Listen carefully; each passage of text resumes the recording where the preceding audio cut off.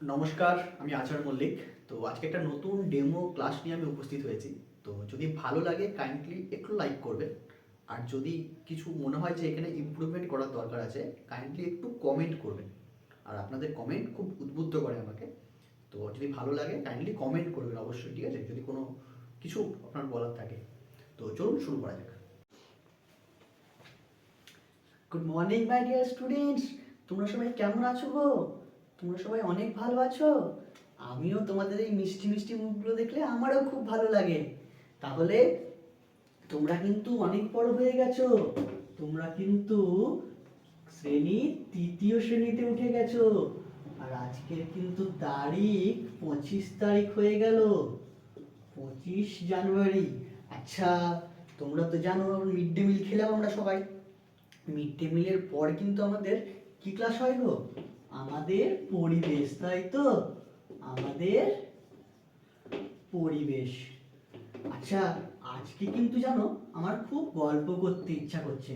তোমাদের কার কার গল্প শুনতে ভালো লাগে কে বলবে? তোমাদের সকলের গল্প শুনতে ভালো লাগে? আচ্ছা, তোমাদের কিসের গল্প শুনতে ভালো লাগে গো? কি ভূতের গল্প? বাহ, খুব ভালো। আমি জানো তো, এই তোমাদের তো আগের দিন একটা ভূতের গল্প বললাম। কার মনে আছে সেই গল্পটা? রামিজ বলো। গুপি গাইন বাঘা বাইন। বাহ, রামিজ তো দেখছি মনে রেখেছে। আচ্ছা, তো গুপি গাইন বাঘা বাইন গল্পটা কার লেখা বলেছিলাম? উপেন্দ্র কিশোর রায়চৌধুরী। খুব ভালো। আর এটাকে চলচ্চিত্র বা সিনেমাকে বানিয়েছে সত্যজিৎ রায়। তো তোমাদেরকে তাহলে একটা ভূতের গল্প আমি শোনাই আজ। আচ্ছা, তোমাদের তো ওই গল্পটা বলা হয়নি কালকে রাত্রে? না। হ্যাঁ, কালকে রাত্রে কি হয়েছে শোনো। কালকে রাত্রে আমি স্বপ্নে দেখছি যে যে গুপি গাইন বাঘা বাইন সিনেমার একটা গান আছে। কি গান শুনবে? ভূতের রাজা দিল বর, 1 2 3 বর। তাহলে ভূতের রাজা কটা বর দিয়েছিল? 3টে বর। প্রথম বরে দিয়েছিল এক জোড়া জুতো, আর দ্বিতীয় বরে একটা এরকম থালা। তো জানো, আমি কালকে স্বপ্নে দেখেছি ওই জুতো আর থালা আমি পেয়ে গেছি। ব্যাস, অমনি আমি জুতো নিয়ে আমার কি মনে হলো জানো, যে আমি একটু অন্য জায়গায় ঘুরে আসি। তো যেই ভাবলাম অমনি আমি ঠাট করে তালি মেরে চলে গেলাম একেবারে দার্জিলিংয়ে। এবার দার্জিলিং আমি গেছি এই জামা পরে। আর ওখানে এত ঠান্ডা এত ঠান্ডা যে কি বলবো, বরফ পড়ছে ওখানে পুরো। তো তখন আমি গিয়ে পুরো কাঁপছি।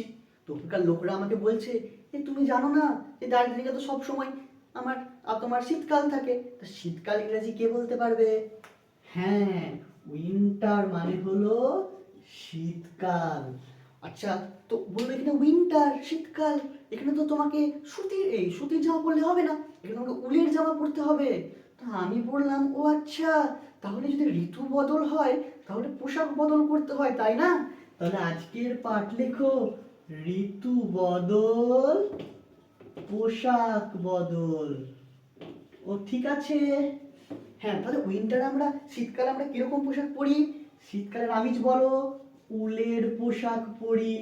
আচ্ছা, উল কোথা থেকে তৈরি হয়? হ্যাঁ, ভেড়ার লোম থেকে। অনেক সময় ছাগলের লোম থেকেও হয়, কিন্তু সবসময় তো বেশি ভেড়া উল পাওয়া যায় না। তখন আমরা পেট্রোলিয়াম থেকে আমরা কিন্তু সিনথেটিক উল বানাই। সিনথেটিক উলের কিন্তু একটা নাম আছে, তোমরা সকলে লিখে নাও খাতায়। কি নাম গো? সিনথেটিক উলের নাম লিখে নাও, আমি লিখছি দেখো, ক্যাশ মিলন। লিখে নাও। তো দার্জিলিংয়ে ঘুরলাম, থালা পেয়েছিলাম, দার্জিলিংয়ের তালি মেরে কি খেলাম গো? মোমো খেলাম। আর সেই মোমো কি সুন্দর খেতে ছিল। ওখান থেকে আমি আবার তালি মেরে গেছি রাজস্থান। অমনি যেই আমি গেছি রাজস্থানে, ব্যাস, কি হয়েছে, উলের জামা কাপড় পরে আছি, দেখি রাজস্থানে চারিদিকে শুধু বালি আর বালি। তো তখন কি ওখানকার লোকরা বলছে, তুমি বোকা, তুমি তো উলের জামা কাপড় পরে কেন এসছো এখানে? তো আমি বললাম, তাহলে এখানে কি জামা কাপড় পরবো গো? তো ওরা আমাকে বললো যে এখানে তোমরা আগের দিনের তুমি ক্লাস করোনি ছোটতে, আগের দিনের ক্লাসে তো বলা হলো যে বেদুইনরা কি পোশাক পরে গো? বেদুইনরা কিন্তু পরে গ্রীষ্মকালে কিসের পোশাক? সুতির পোশাক। মনে থাকবে, সুতির সাদা পোশাক আমরা গ্রীষ্মকালে পরি। তো ওখানে আমি ঘুরলাম, আবার সুতির পোশাক পরলাম।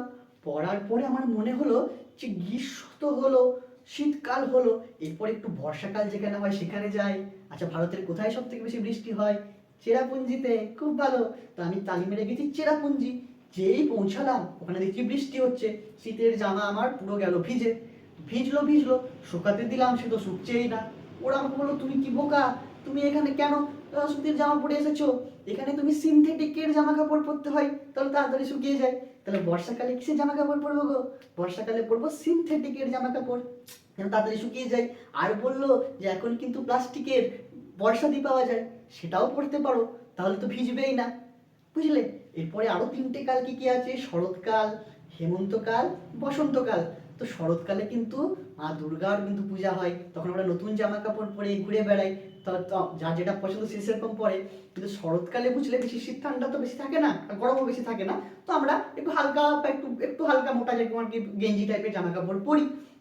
হেমন্তকালেও তাই, বসন্তকালেও তাই। বসন্তকালে কি হয়, বসন্ত পঞ্চমী, তখন কিন্তু আমরা হোলি হয়, হোলির সময় রং মাখি। তো তখন কিন্তু আমরা একটু একটু পুরোনো জামা কাপড় পরি, নতুন জামা কাপড়ে রং লেগে গেলে তো ধুলে উঠবে না। ঠিক আছে?